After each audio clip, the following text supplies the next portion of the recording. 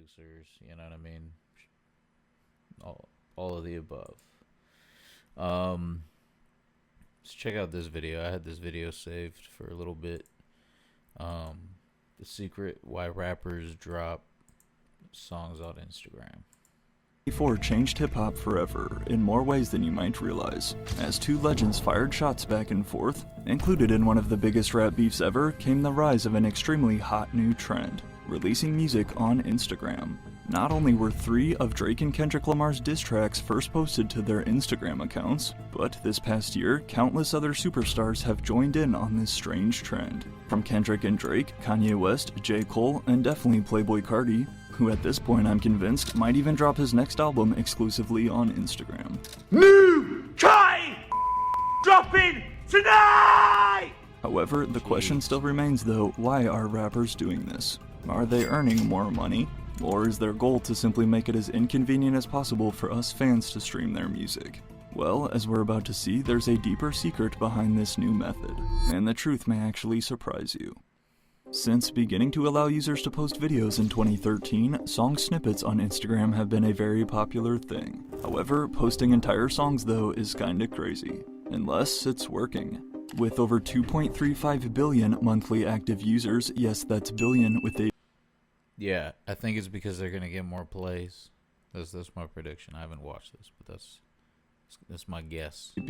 According to the latest data, Instagram is currently the 4th most popular social media website in the entire world. Launched back in 2010 and rapidly reaching 1 million accounts in just 2 months, Instagram initially started though as simply an app for people to share photos, and definitely not for releasing music.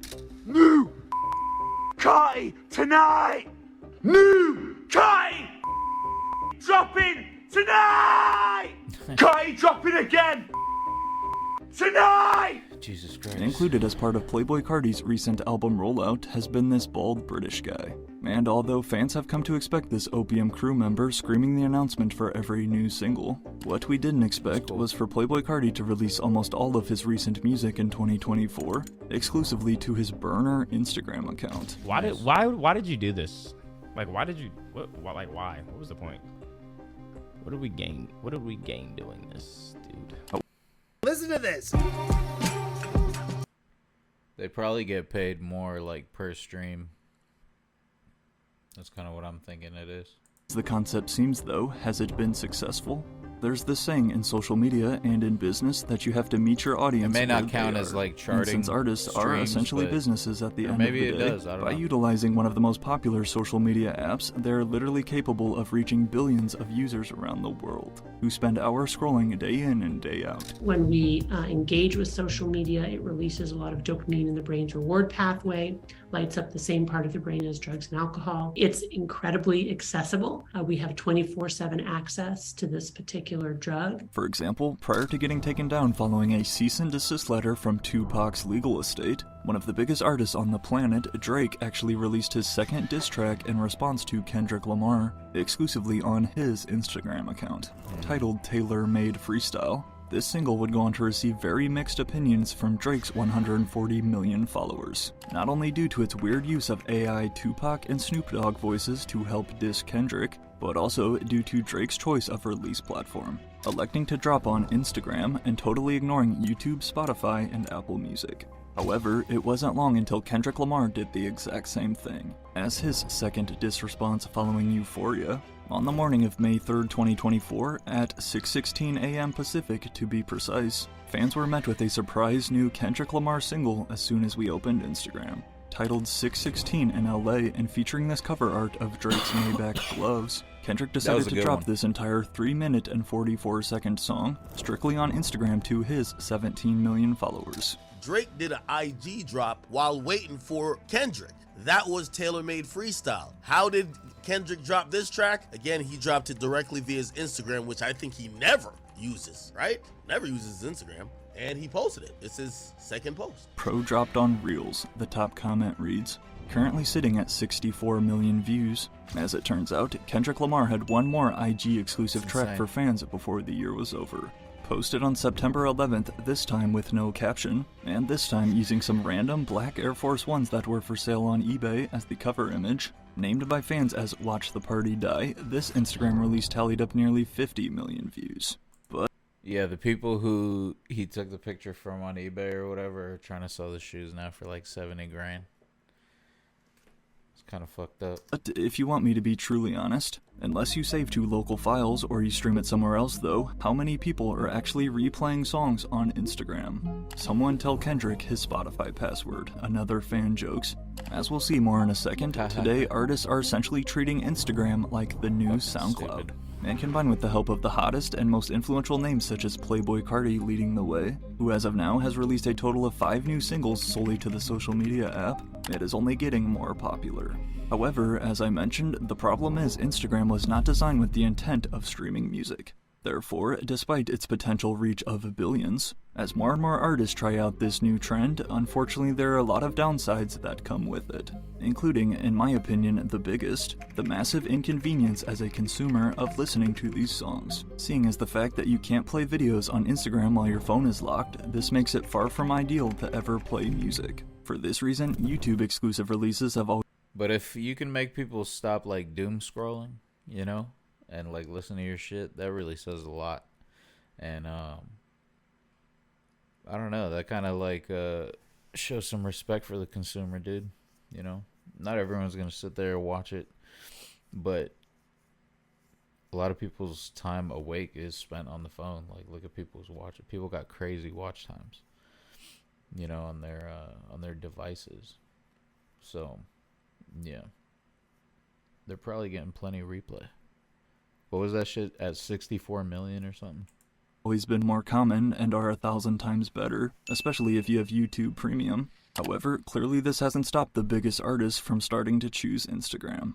Even months after possibly the biggest rap beef in history died down, Drake continued with this unique release strategy. Yet, this time was even stranger. Rather than his main account with a mind-blowing 150 million followers, Drake decided to release some new singles through his personal Finsta account instead. Definitely the type of guy to have a Finsta, which, as Urban Dictionary describes it, is a spam Instagram account where people post what they are too afraid to post on their real account.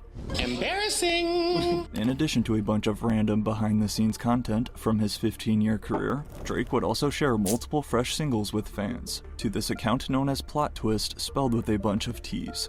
On August 23, 2024, 3 new songs to be exact appeared out of nowhere exclusively on this page. At almost 500,000 followers, 143 million less than his other account by the way, after continuing on to announce his 100 gigs website tier, giving fans hours of more never-before-seen content, 2 more fresh singles would also appear in the top folder. Then, once he saw the positive feedback and reception from fans, Drake's next step was to officially release 4 of them onto all streaming platforms. Circadian Rhythm, It's Up, Housekeeping Knows, and No Face all climbed their way onto the Billboard Hot 100. And while this was honestly expected, being Drake, this rollout strategy, though, is extremely similar to how we used to watch artists take advantage of another popular free-to-use website, SoundCloud. Oh yeah, true. Good call. If you ask a lot of... But again, SoundCloud was monetized. It's not like SoundCloud, you know, wasn't monetized. There's plenty of ways to get it monetized. You could even link it to like your BMI, you know, and you'd get royalties off of it, dude. So it may have been free, but there was ways to monetize it, and there's ways to monetize reels now, you know. I don't know. He might have posted to his Finsta because Instagram he might have capped out, because there's definitely a cap on accounts. Because whenever I had my reels monetized, they had a cap of like how many views they'd pay you for in all. You know what I mean? I'm sure it's the same with any other accounts that are monetized. Hip-hop fans, including myself, what their favorite era of rap has been so far, they'll instantly point to the years between about 2016 to 2018 or 19. And a huge part of this is thanks to the rise and impact of SoundCloud. Besides forming an entire new subgenre, SoundCloud truly changed the music industry forever. providing artists of all sizes a free platform to share their music across the globe. Although it had been around a few years already, SoundCloud's mainstream popularity exploded in 2016, giving birth to an entire generation of soon-to-be stars. Because we all in our own lane, all got something completely different going on. And everybody be wanting to be in niggas' lanes. Everybody want to be us. In addition to letting artists upload unlimited music straight from their bedroom, fans also felt that the listening experience on SoundCloud was more personal. Basically like an exclusive place for die-hard fans only. Another huge reason that rappers loved SoundCloud, and some such as Yeet even still opt to occasionally release there, is because dropping a song on SoundCloud is way less pressure on you as an artist. With that being said, if the song is a miss, artists can just brush it off and it's not a huge deal. They learn from it and move on. However, on the other hand, if a song blows up on SoundCloud and fans love it, then artists can decide to roll it out with a proper release. As a matter of fact, countless hit songs from the past decade have started exactly like this. From Juice WRLD's Lucid Dreams, Lil Sky's Red Roses, Post Malone's White Iverson, and Lil Uzi Vert's EXO Tour Life to name a few, which initially released on this random SoundCloud EP known as Love Is Rage 1.5, before then exploding into the third most streamed song in SoundCloud history, and the 14-time platinum smash we all know today. Amazing. As you may have connected by now, these are the exact same steps that we just saw Drake follow with his 4 recent singles too. Just instead of dropping them on SoundCloud first, Drake chose Instagram and then onto all platforms after he confirmed fans liked them. Besides letting artists test the waters though, SoundCloud and now Instagram are also great ways to not only release music without record labels, but also a way to maneuver around sample issues. Like, before being uploaded to his YouTube channel too, many theorize that J. Cole's newest single, Port Antonio, was shared exclusively to his 8 million Instagram followers, because J. Cole wasn't able to clear the multiple samples, including Jay-Z's Dead Presidents too. But perhaps the biggest incentive of distributing through these other apps is the power. Imagine you're signed to Jay-Z or where and you can't clear that shit. That's crazy. They grant artists to put out music whenever they want to. I don't know. In if today's that's true. industry, we see countless artists beef with their record labels over not letting them release music, oftentimes very vocal about it. Really, in most cases though, this is a label knowing an album will flop and not bring in much profit, thus they shelve them. Such as the SoundCloud legend Smoke Perp, for example, who, as you can see here, has publicly called out his record label multiple times. Go tell them, jazz people at Alamo Records, you and free perp, he posted to his story in 2022. Oh yeah, I know, like, I've been quiet and shit. I've been making music and I've been trying to drop it. I've been trying to do this shit. But basically me and my label, we just weren't seeing like eye to eye and shit, so. However, can you believe YouTube puts ads before CPR videos? If you never want to see another ad again, get Pi right now for free.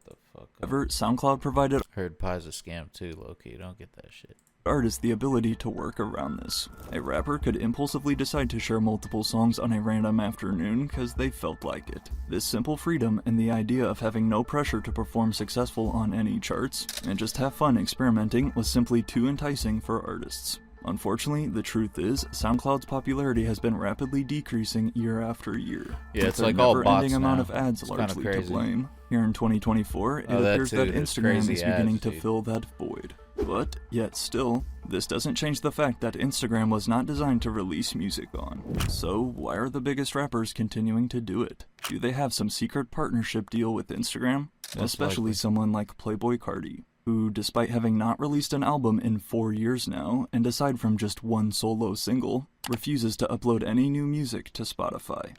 New time dropping tonight.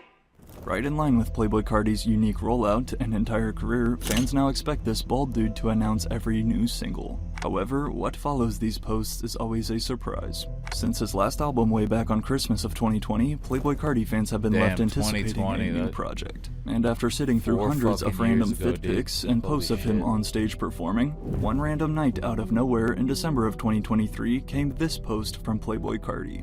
But, as you can see, rather than his main page with 13 million followers, Carti opted for his Finsta account instead. You can't judge me if there is no criteria, the caption reads, with the username opium_double-opium. Again, despite having starved his fans for so long, Carti chose not to upload on YouTube for his 4 million subscribers, but instead strangely post the entire horizontal music video to his second Instagram. How Carti rolling out his album off his Instagram story? This man is shaking the earth up right now. off his Instagram story. Racking up nearly 30 million views as of this recording. Little did we know that Cardi was far from finished releasing on IG. 11 days later came another new exclusive single, this time with a title, Hood by Air. Combined with also two YouTube exclusive singles, The Fire 2024 and Backrooms featuring Travis Scott. Over the next few months, Cardi would put out yet another 2 songs only on Instagram.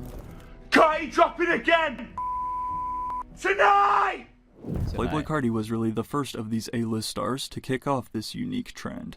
But following his initial run of singles, it appeared that Cardi had finally realized just how inconvenient Instagram releases are for fans. And as fall of 2024 rolled around, so did his first solo release on streaming since Whole Lotta Red 4 years ago, a single titled All Red. However, despite fans relieved that they could finally lock their phones and listen to a new Playboy Cardi song, his next release, though, was right back on Instagram. New Cardi announcement tonight! I gotta swear to that. This is how I feel about you. Listen.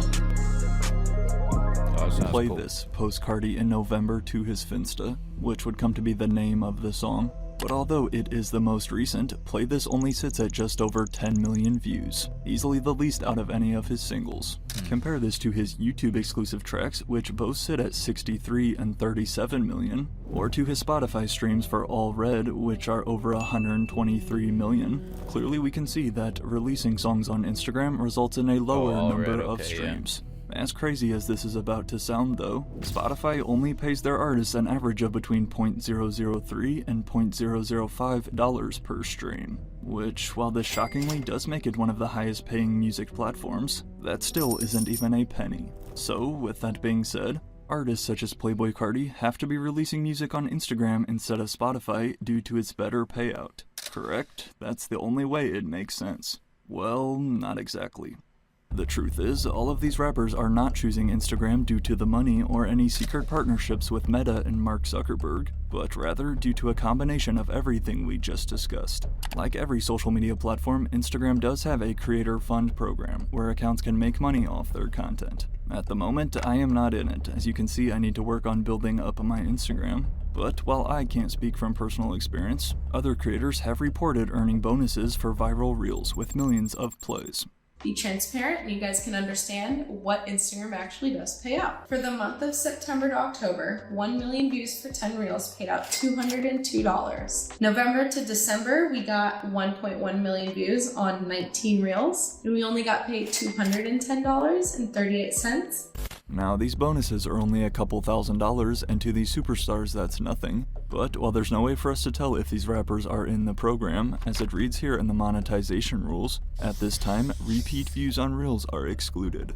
Which is not ideal when your goal is for people to replay your song. Again though, these massive stars such as Kanye West, who also hopped on this trend, premiering his new single Beauty and the Beast solely on Instagram, I don't think these stars are too concerned about the money.